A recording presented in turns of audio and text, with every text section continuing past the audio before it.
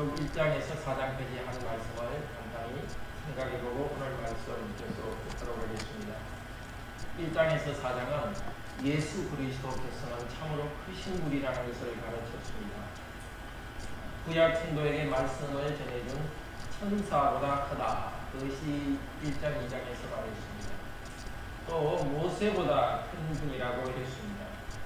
구약에서는 어떻게 천사를 사용하셨는지 모르지만 구약 율법은 천사를 통해서 모세를 통해서 주어졌다고 했습니다. 그러니까 구약에서는 아들님이 직접 나오신 것이 아니라 아들 하나님께서 천사를 사용하시고 모세를 사용해서 말씀을 주셨습니다. 그런데 모세를 통해 주신 그 말씀을 불순종한 백성들이 어떻게 되었습니까? 이집트로부터 나오기는 했습니다.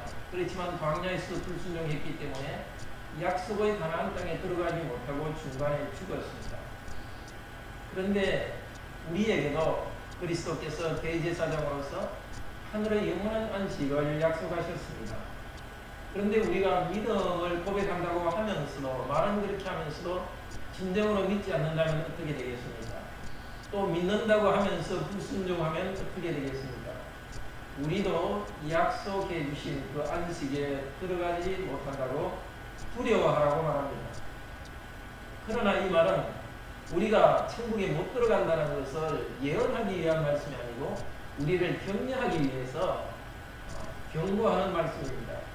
우리에게는 대제사장이 있습니다. 그분은 우리와 같이 똑같이 고난을 당하셨습니다. 죄는 없으시지만 우리의 약함을 경험하신 분이십니다. 그리고 그분은 이제 사람의 대표로서 하나님의 보좌 안으로 하늘의 성전 안으로 들어가신 분입니다. 하늘에 계신 그리스도는 그냥 영으로서만 계신 것이 아니라 저와 여러분과 똑같은 그 사람의 이 육체를 가진, 물론 온전한 변화를 가진 분이지만 육체를 가진 분으로서 하늘에 가 있다는 것입니다. 그러니까 예수 그리스도의 부활과 성천은 작은 일이 아닙니다. 우리의 대표로서 우리와 같은 사람이 되셨는데도 그렇게 높은 영광을 차지하고 계신 것입니다. 1, 2장의 끝에서 또 3, 4장의 끝에서 이 대제사장을 소개했습니다. 조금씩 이 대제사장 예수 그리스도를 소개했습니다. 이분은 고난받는 자를 도우시는 분이십니다. 우리를 대신해서 용서받고 대신해서 사는 것만 끝나지 않고 우리도 그리스도처럼 고난받고 변화되는데 도와주는 일도 합니다. 이 그리스도께서 가진 두 가지 역할입니다. 우리를 대신해서 하시고 우리도 그리스도처럼 되도록 하기 위해서 힘을 주시는 분이십니다. 이제 은혜를 주시는 그리스도 앞으로 은혜의 보좌 앞으로 담대히 나아가자고 격려했습니다. 이제 오늘 5장부터 5장, 6장, 7장은 예수 그리스도가 어떤 대제사장인가를 가르칩니다. 멜기세덱의 반차를 따르는 대제사장이라고 가르칩니다. 구약의 대제사장은 아론이 대제사장이었습니다. 그래서 아론의 후손들이 반차라면 당번이라는 뜻이죠.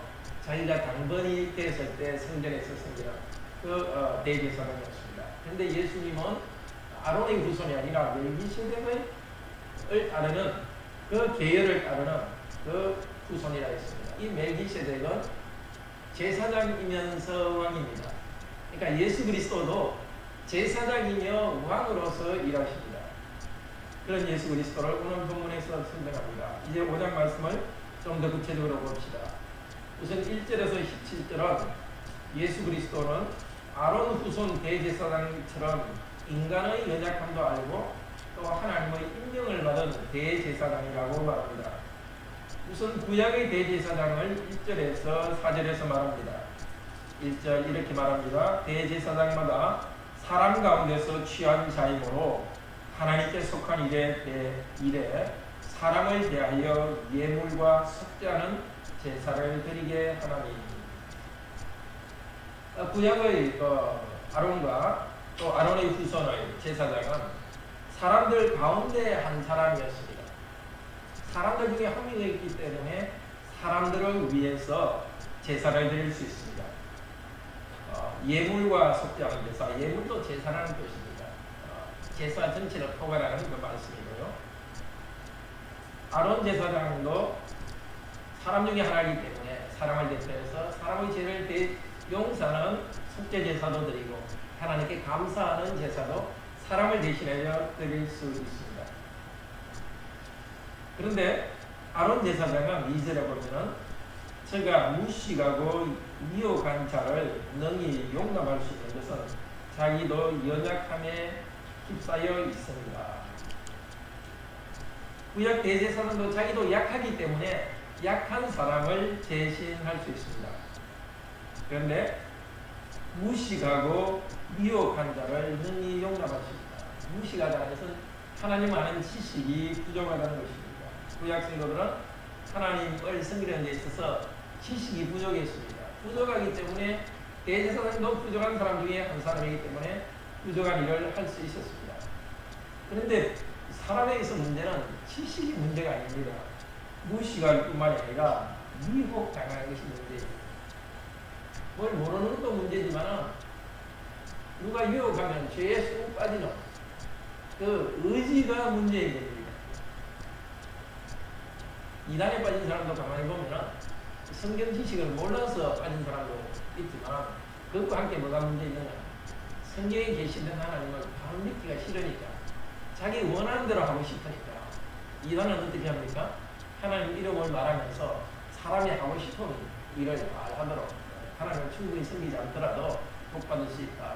이 땅에서 일하기 싫은 사람들한테 예수님 곧 재림하시니까 물건 팔고 그냥 기다리면 된다. 이런 식으로 사람에게 게으른 마음이나 그런 종교심을 갖다 이용합니다. 이단에 빠지는 사람은 그 이단한테 잘못 가르침 받은 것도 있지만 하나님이 향한 그런 올바른 마음이 아니고 뭔가 게으르게 그냥 편법으로 하나님을 믿고 또 편법으로 벼락부자 되듯이 복받고 싶은 그런 잘못된 마음 때문에 이단에 빠집니다. 이 사람의 문제는 이렇게 잘 알지 못하는 것과 함께 마음이 부드러지는 것입니다. 그 구약 대제사장도 자기 다른 사람들과 함께 그런 식으로 부족함이 있기 때문에 백성을 대신하여 제사를 드립니다. 여기 용납한다 이 말은 메트리파테오에 메트리는 미처라는 뜻처럼 이 잘하는 것입니다. 잘하고 적절한 기준으로 이렇게 비율을 딱 재듯이 이렇게 대제사장도 사람하고 비율이 이렇게 보통 사람하고 비율로 이렇게 일치한다는 것입니다.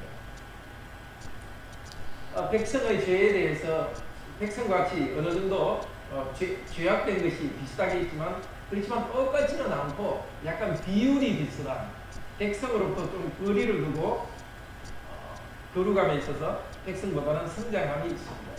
그러니까 백성의 죄를 알고 비슷한 면이 있지만 똑같은 것이 아니라 비율로서 백성들이 죄 있는 것과 비슷하게 거리를 두고 죄에 대해서 거리를 두고 있습니다. 그러면서 죄에 대해서 앞하는 보람이 있습니다. 일반 백성들과 비슷하기 때문에 백성 또 죄인이기 때문에 백성을 대표할 수 있지만 문제는 자기도 죄인이니까 완전한 제사장이 될 수 없습니다. 그래서 구약 제사장은 3절에서 뭐라 합니까? 이러므로 백성을 위하여 속죄제를 드린 것 같이 또한 자기를 위하여 드리는 것이 마땅합니다. 백성의 죄를 위해서 제사 드리지만 자기 죄를 위해서 제사 드리면서 백성의 죄를 위해 제사 드리는 그 일을 합니다. 자, 구약 제사장의 특징 첫 번째는 자기도 연약함이 있다는 것입니다. 두 번째로 구약 제사장은 4절에 보면은 하나님이 임명해야 제사장이 됩니다. 4절에 이 종기는 아무나 스스로 취하지 못하고 오직 아론과 같이 하나님의 부르심을 입은 자라야 할지니라. 하나님을 섬기는 것이 참 귀한 일입니다. 제사가 참 좋은 일입니다. 그렇다고 해서 귀한 일이라고 해서 아무나 나도 제사 드리는 게 하고 싶어 하고 그냥 나가면 어떻게 됩니까? 하나님은 종교적 열심이 많다 이렇게 해서 받아주십니까? 그냥 죽죠. 하나님이 정하신 대로 하나님이 임명한 사람을 통해서만 이 일을 하도록 하셨습니다. 마찬가지로 그리스도도 그렇습니다. 5절에서 10절은 그리스도도 이 구약 제사장과 비슷하다고 합니다. 먼저 5절에서 이 대제사장 그리스도로 하나님이 임명했습니다. 5절에 우리 같이 읽겠습니다. 또한 이와 같이 그리스도께서 대제사장 되심도 스스로 영광을 취하심이 아니요 오직 말씀하신 이가 저들을 이르시되 너는 내 아들이니 내가 오늘날 너를 낳았다 하셨고 이것은 시편 2장 7절의 인용입니다. 시편 2장 7절은 구약의 왕의 대관식 때마다 이것을 읽었습니다. 너는 내 아들이다. 오늘 내가 너를 낳았다. 왕으로서 너는 다시 태어났다는 것입니다.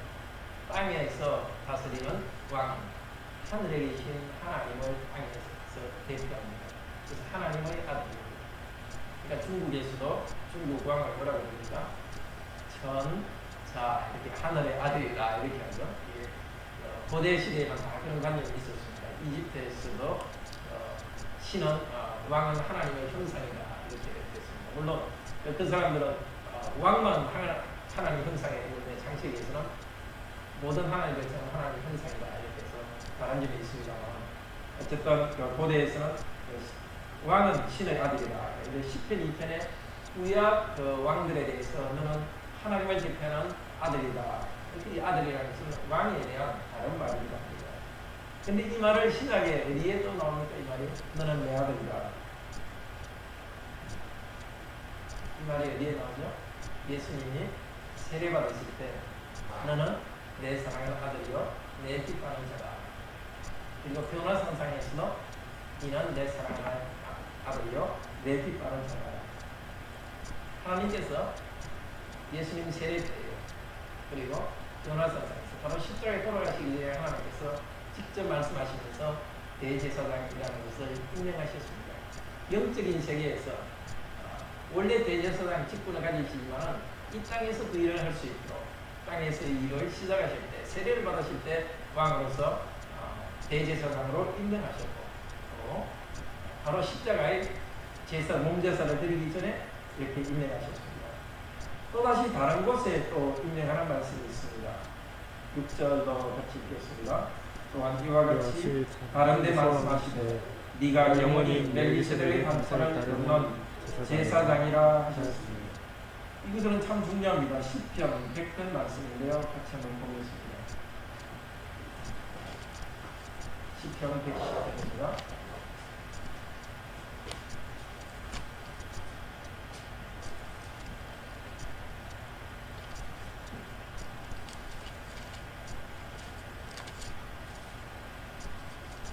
같이 읽겠습니다. 10편 여호와께서 내 주에게 말씀하시되 내가 내 원수로 내 발등상 되게 하기까지 너는 내 우편에 앉으라 하셨다. 여호와께서 시온에서부터 주의 권능의 호를 내어 보내시리니 주는 원수 중에서 다스리소서. 주의 권능의 날에 주의 백성이 거룩한 옷을 입고 즐거이 건실하니 새벽 이슬 같은 주의 청년들이 주께 나오는도다. 여호와는 맹사시고 변치 아니하시리라. 이러시기를 너는 멜기세덱의 반차를 쫓아 영원한 제사장이라 하셨다. 주의 우편에 계신 주께서 그 노하시는 날에 열왕을 쳐서 파하실 것이라.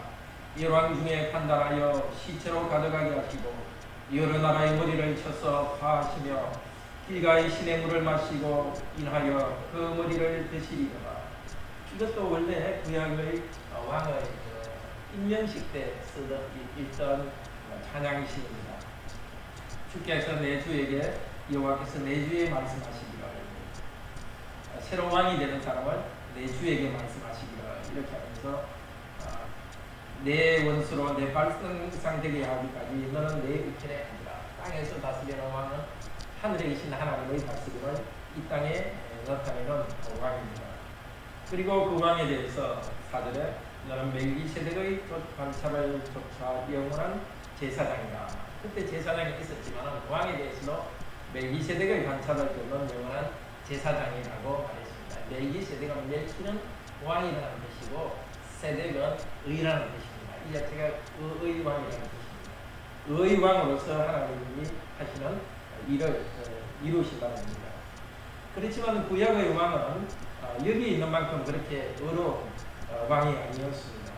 하나님 우편에 앉아서 온전히 다스리는 그 일을 하지 못하고 많이 범죄했습니다.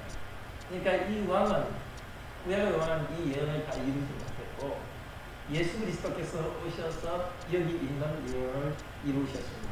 하나님 우편에 앉으셔서 하늘로 올라가셔서 하나님 우편에 앉으셔서 온 땅을 다스리는 참된 왕이십니다. 그 그리스도에 대해서 너는 멜기세덱의 관찰을 이끄는 영원한 제사장이라고 하나님께서 선언하십니다. 이제 이 우리 10편 말씀만 봐가지고는 그렇지 이 말씀이 의도한 바가 뭔지 잘 알 수가 없습니다. 이제 다시 히브리서를 보겠습니다. 히브리서를 통해서 성령님께서 이 시편에서 의도하신 바가 무엇인지, 하나님이 이 시편을 통해서 무엇을 의도하시는지를 가르쳐 주십니다. 아론 제사장과는 다른 한 제사장이 있다는 것입니다. 아론의 후손이 아니라 예수 그리스도는 유다 지파의 후손으로 오셨습니다. 그런데 멜기세덱의 관찰을 끊는 제사장 예수 그리스도께서도 영광을 스스로 취하신 것이 아닙니다. 5절에 그분도 임명받으신 것입니다. 그분은 정말로 제사장이면서 참으로 의로운 아들이십니다. 왕이시면서 제사장이신 그분. 문자적으로 그것을 다 이루었습니다. 구약의 왕은 비유적으로는 제사장이라 했지만 사실은 제사장으로서 제사드리는 일을 하지 못했습니다. 그러나 그리스도께서는 왕으로 다스리면서 당신의 몸을 제물로 제사로 바쳤습니다. 이제 그리스도는 완전한 제사장으로 우리 죄를 용서하시고 하늘에서 다스리고 있습니다. 자, 그리스도도 이렇게 임명받으셨습니다. 또 하나 그리스도도 구약 제사장과 같은 것은 바로 사람과 같이 연약함을 가지고 고난을 받으셨습니다. 바로 7절에서 하는 말씀입니다. 7절 같이 읽겠습니다. 그는 육체에 계실 때에 자기를 죽음에서 능히 구원하실 이에게 심한 통곡과 눈물로 간구하여 소원을 올렸고 그의 경외하심을 인하여 들으심을 얻으셨느니라. 그분도 사람처럼 약했고 고난받고 심한 통곡과 눈물을 흘리셨습니다. 사람이라야 사람을 대신할 수 있기 때문에 사람의 약함과 고난에 참여하셨습니다. 겟세마네 동산에서 특히 눈물과 탄식으로 기도하셨습니다. 자기를 죽음에서 구원하실 이에게 심한 통곡과 눈물을 흘렸습니다. 그리스도께서 고난받는 일이 유쾌하지 않았습니다.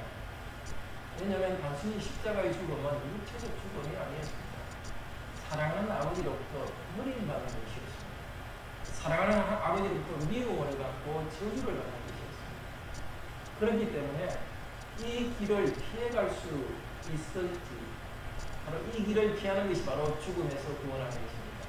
이런 죽음, 하나님께 저주받는 죽음 외에 다른 것은 없는지 하나님께 기도했습니다. 아버지야 할 수 있도록 이 자를 내게 피하게 하옵소서. 그리고 바로 그러나 내 뜻대로 마옵시고 아버지의 뜻대로 하옵소서 하고 순종하셨습니다. 하나님 아버지께서 예수 그리스도를 죽이지 않을 수 있었지만 구원할 수 있었지만 구원하지 않고 내버려 주었습니다. 죽여버렸습니다. 그러나 그리스도께서는 죽으심으로 죽음 가운데 있는 우리를 구원하셨습니다. 8절에서는 그리스도의 고난에 대해서 다시 한 번 더 설명합니다. 8절, 9절 같이 읽겠습니다. 그가 아들이시라도 받으신 고난으로 순종함을 배워서 온전하게 되었으며 자기를 순종하는 모든 자에게 영원한 구원의 근원이 되시고. 참으로 중요한 말씀입니다. 예수 그리스도는 하나님의 아들이십니다. 특권을 가지고 계십니다. 마이가 너는 하나님의 아들이니까 이 돌을 가지고 뿔덩이를 만들어봐라. 배고픔 때 기적을 통해서 자기 배고픔을 해결할 능력을 있습니다. 능력은 있으시지만 그것을 사용하지 않으셨습니다. 예수께서는 우리를 대신해서 죽으시는 그 고난을 피하지 않으셨습니다. 그리고 오히려 하나님 주신 고난을 통해서 순종하는 것을 경험으로 배워갔습니다. 이 배운다는 것은 경험으로 배워간다는 것입니다. 원래 하나님이시기 때문에 그런 것을 배우지 않아도 됩니다. 순종, 삼위 하나님 안에서 항상 순종할 수 있는 그런 분입니다. 그렇지만 그런 하나님의 능력을 다 내어놓았기 때문에 사람으로서의 약함을 다 가지고 있는 겁니다. 그 고통을 피하고 싶은 사람의 유혹이 그리스도에게 일어난 것입니다. 범죄하지는 않지만 유혹은 그리스도께 온 것입니다. 그러나 그때의 그리스도께서는 고난 가운데서 고난을 통해서 순종함을 배워갔습니다. 배워야 되는 그런 풍족한 사람으로 많아지셨습니다. 죄가 없는데도 죄인과 같이 그런 약한 분이 되셨습니다. 죄 때문에 하나님은 불순종한 우리들이 아닙니까? 그런데 그리스도는 죄가 없으신데도 그 하나님의 능력을 다 내려놓았기 때문에 그 불순종하려는 그 사람의 심정을 경험하셨고 그 가운데서 그러나 불순종하지 않고 오히려 순종하는 일을 배우셨습니다. 고난을 통해서 순종하는 것을 배워갔습니다. 누구를 위해서입니까? 우리를 위해서입니다. 우리도 그리스도처럼 정말 우리가 원치 않더라도 주님의 뜻일 때는 하나님 기쁘시게 하기 위해서 순종하는 것을 배우도록 하기 위해서 모범을 보여주셨습니다. 그래서 고난으로서 순종함을 배워서 온전케 되셨습니다. 온전케 됐다는 것은 두 가지 뜻이 있습니다. 완전하는 뜻이 있고요. 완전한 어떤 분이 됐다는 뜻이 있고 이 헬레오라는 말은 구약 제사장으로 직분자로 임명된다는 뜻도 있습니다. 그러니까 예수 그리스도께서는 우리를 대신해서 고난으로 순종하는 것을 배웠기 때문에 그분 자신도 온전한 분으로 성장하는 것을 배웠고 또 하나는 온전한 대제사장이 되었다는 것입니다. 우리를 대신하고 우리의 모범이 되셨다는 것입니다.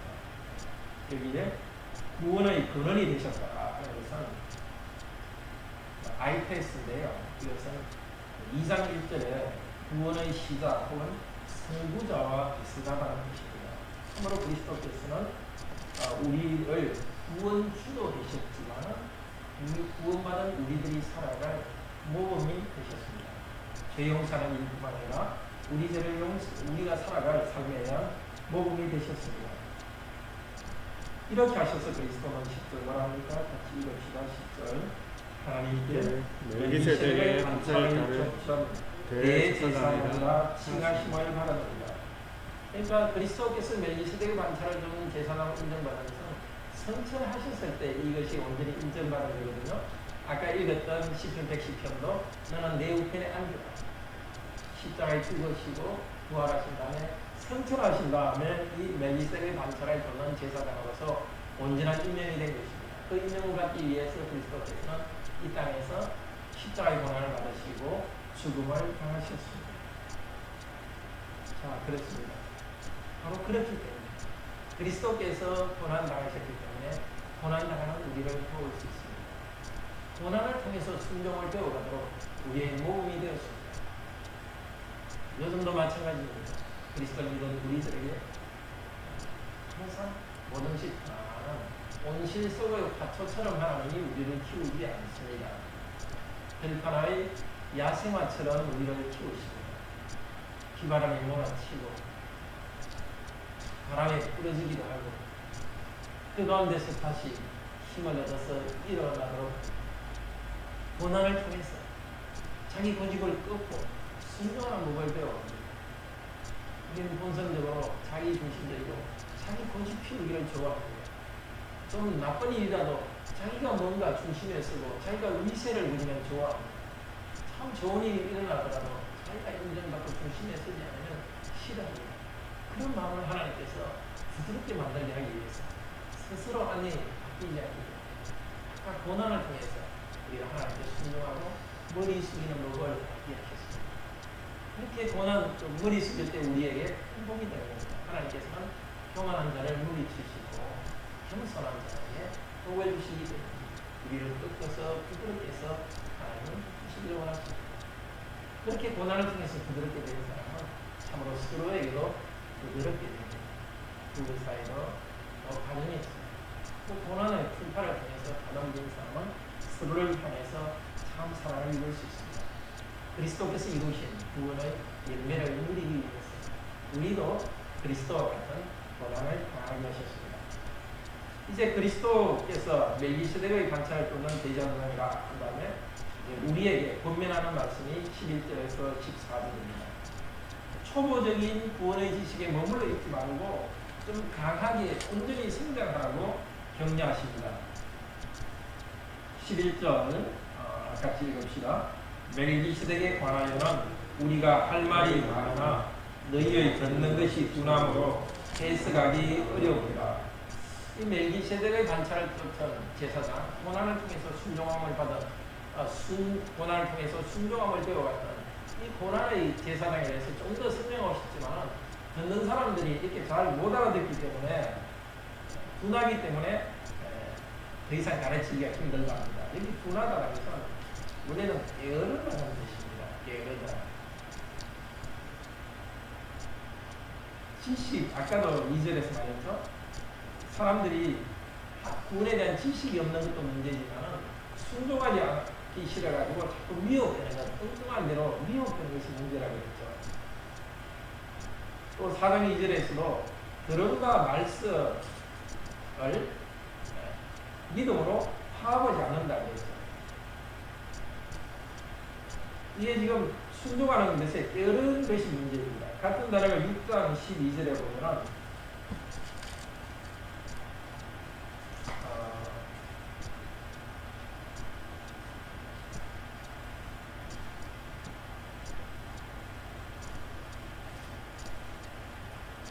제가 이게 내용을 잘못했습니다. 완전 다른 부분인데요. 자, 여기에서 듣는 것이 둔하다는 것이 그냥 깨달음이 둔한 것이 아니라 게으른 것이 문제입니다. 게으르다는 것은 이 순종과 관련되어 있습니다. 부지런한 사람은 그냥 부지런한 게 아니라 주인이 시킨 일에 순종하기 때문에 부지런을 합니다. 어떤 주인이 집에 여러 노예들이 있는데 일을 시켰습니다. 부지런히 일하는 사람은 주인이 명령했기 때문에 순종하기 때문에 주인의 말을 잘 듣습니다. 이 게으른, 너희가 게으르다는 것은 우리가 듣는 것이 게으르다는 것은 순종하기를 싫어하고 순종하는 것에 게으르기 때문에 그 말씀을 잘 깨닫기 힘든 겁니다. 또 말씀을 깨닫는 것도 부지런히 말씀을 깨달으려 하는 것이 아니라 그냥 아는 것이만 머물러 있으면 이 게으름이 지금 문제라는 것입니다. 정말 우리는 좀 부지런히 해야 되겠습니다. 배우는 일에 있어도 좀 어려운 것도 자꾸 배우고 부지런히 배우려고 해야 되겠습니다. 배웠으면 부지런히 순종해야 말씀도 잘 깨닫게 됩니다. 자, 이제 12절에부터 좀 책망하듯이 말합니다.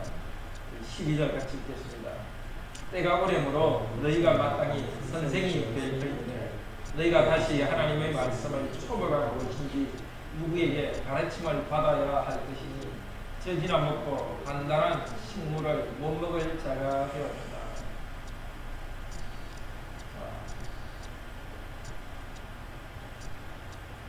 13절, 14절 계속 읽겠습니다.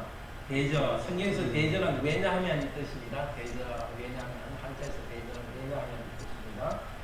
계속 읽읍시다. 대저, 젖을 먹는 자마다 어린아이니 의의 말씀을 경험하지 못한 자요. 단단한 식물은 장성한 자의 것이니 저희는 지각을 사용함으로 연단을 받아 선악을 분별하는 자들입니다. 아직도 너희들이 의인아이가 되어 있는가? 좀 장성한 자가 되어야 되겠다고 말합니다. 이 장성한 자, 이것은 헬레오스인데요. 이 장성한다는 말하고 8절에 나오는 9절에 나오는 온전하다는 말하고 같은 말입니다. 그리스도께서 온전하게 되지 않았습니까? 고난을 통해서 온전하게 되지 않았습니까? 그러면 우리도 그리스도처럼 온전하게 장성하게 되기를 원합니다. 그런데 아직도 계속 구원의 초보에만 머물러 있어서 되겠습니까? 구원의 초보는 6장에서 1절에서도 자세히 말합니다. 1절, 2절에서 회개와 믿음과 세례와 안수와 죽은 자의 부활, 이 구원의 기초이기 때문에 중요한 말씀입니다. 근데 그것만 계속 배우고 있고 재용서, 세례 그것만 배우고 머물렀어야 되겠느냐? 그것의 기초에서 앞으로 전진해야 된다는 것입니다. 간단한 음식을 먹는 어른처럼 어린애들이 나이가 12살, 13살이 됐는데 계속 이유식만 먹고 있으면 부모들 심정이 어떻겠습니까? 좋아하고 더 이상 더 단단한 걸 못 먹으니까 할 수 있지 그건 주지만 계속 이유식만 먹고 있으면 애 뼈도 안 자라고 힘든 일도 하지 못하고 얼마나 답답하겠습니까? 그런 답답한 심정을 지금 말하고 있습니다. 그리스도를 믿은 지 오래되면 더 강하게 자라야 되는 것입니다. 이 단단한 음식이라는 것은 굳세고 견고하다는 뜻입니다. 그러니까 음식 자체가 굳세고 견고한 것보다도 하나님 말씀을 잘 받아서 사람이 굳세고 견고하게 되는 것입니다.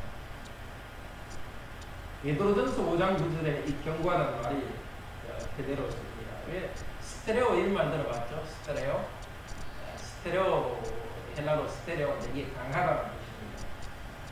베드로전서 5장 9절 한번 볼까요? 같은 말이 쓰이고 있습니다. 단단한 음식, 단단한 음식이 뭔가?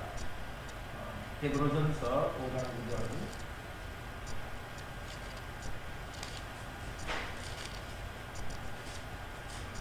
382쪽입니다. 같이 읽읍시다. 너희는 믿음을 굳게 하여 저를 대적하라. 이는 세상에 있는 너희 형제들도 동일한 고난을 당한 줄 아니라. 여기 저는 마귀입니다. 마귀를 대적해라. 어떻게? 믿음을 굳게 하여. 이게 단단한 음식과 같은 말입니다. 이 단단한 음식을 먹는다는 것은 무슨 말입니까? 믿음이 좀 단단해지라는 것입니다. 네. 배우는 것, 이 굳은 음식을 먹는다는 것은 좀 어려운 것을 배운다는 뜻도 있지만 굳은 음식을 먹는다는 것은 그 말씀을 그대로 꼭 붙잡고 어려움이 오더라도 그냥 어려운 문제를 돌파하고 정면 돌파하고 나가는 그게 단단한 겁니다. 음식 먹는 단단한 것을 통해서 그 믿음의 상태를 줌주고 말하는 것입니다. 믿음은 나한테 이제 뭐 하나님을 의지하는 것인데 계속 의지하고 순종하면 거기서 힘이 나오거든요. 자꾸 자기를 쳐다보고 그러면 촉을 머물러 있습니다.